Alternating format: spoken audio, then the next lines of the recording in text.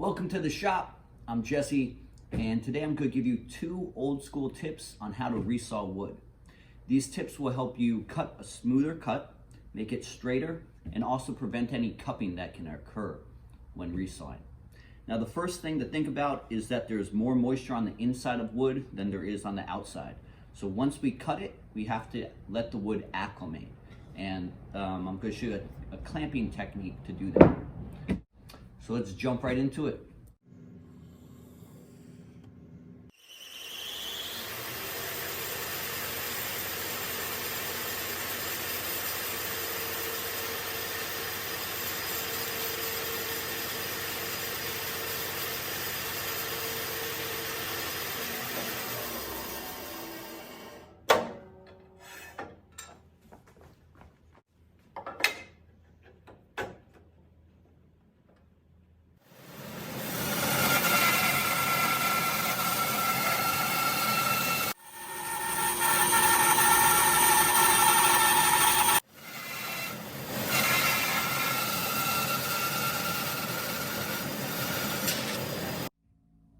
So the first tip is to simply lubricate the blade with paraffin wax on both sides of the blade.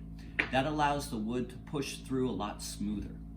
The second tip is, now that we have the wood perfectly cut, remember there's more moisture on the inside of the board than there is on the outside of the board.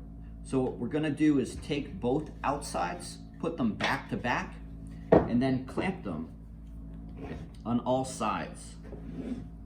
And if this was a longer board, I would use more clamps.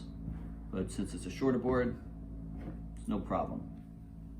Now you should leave this clamped up. The longer you leave this clamped up, the more time the wood on the inside is going to have to acclimate to the environment.